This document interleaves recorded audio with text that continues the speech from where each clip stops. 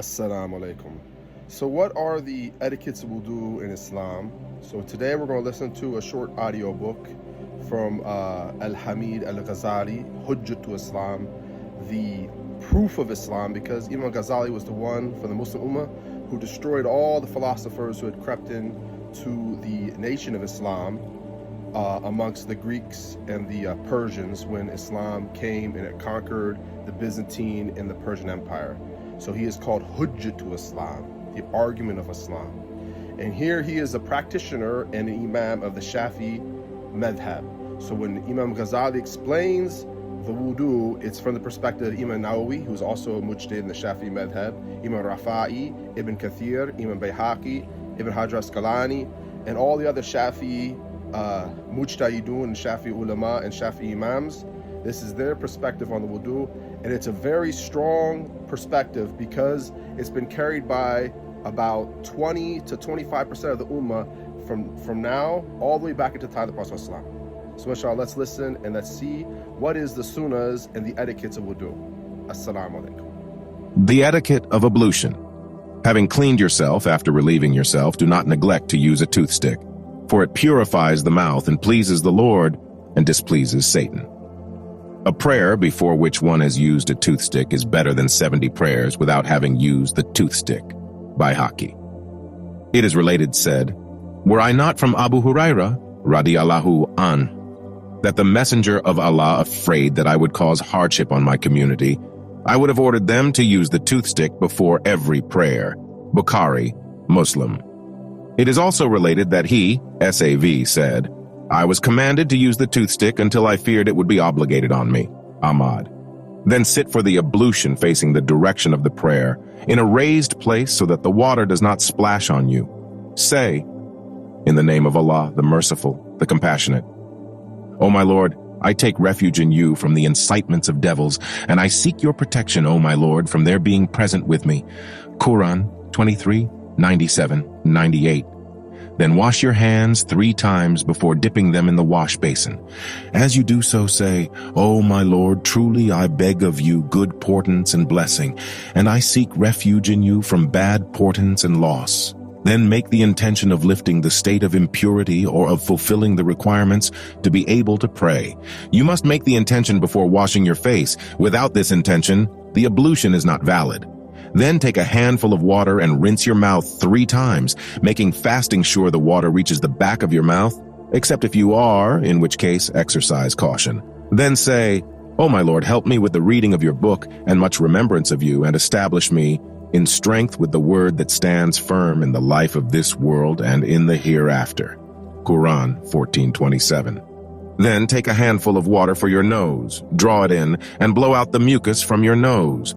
Do this 3 times. As you draw the water in, say, "O Lord, let me smell the fragrance of paradise, and may you be pleased with me." As you blow the water out, say, "O my Lord, I seek refuge in you from the foul odors of the fire and from the evil of that abode." Then take a handful of water for your face, and with it wash, lengthwise from the beginning of the uppermost part of the forehead to the end of the point of the chin, and across from ear to ear.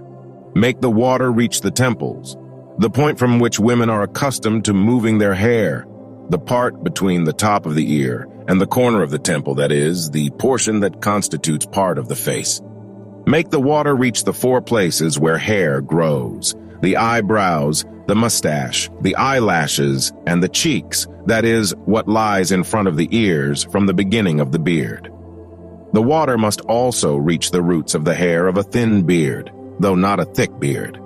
But do not omit wetting a thick beard by passing your fingers through it.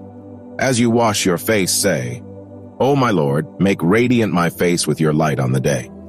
You make radiant the faces of your friends, and do not shroud my face with darkness on the day you shroud the faces of your enemies with darkness. Wash your right hand and forearm up to and including the elbow and half of the upper arm 3 times. Then do the same for the left.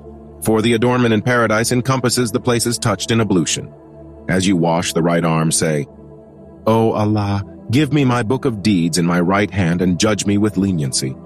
As you wash the left arm, say, "O Allah, Verily, I seek refuge with you from your giving me my book of deeds in my left hand or from behind my back. Then, wetting your hands, wipe your head, touching the fingertips of the right and left hands together, placing them on the forelock and moving them back to the nape of the neck and then forward again. Do this 3 times and do similarly with other parts of the body. Say, O Allah, shower over me your mercy, and rain down on me your blessing, and shade me in the shade of your throne on the day when there will be no shade but your shade. O Allah, make my hair and the skin of my face forbidden to the fire. Whoever makes these supplications in his ablution will have all his sins depart from his limbs. His ablution will be stamped with a seal of approval and will ascend to beneath the throne where it will stay, glorifying all Most High and exalting him. The reward of this will continue to be written for him until the day of judgment. There are 7 things you must avoid in your ablution. 1. Do not shake your hands in a way that will make the water splash. 2. Do not strike the water against your head and face. 3. Do not indulge in worldly talk during the ablution.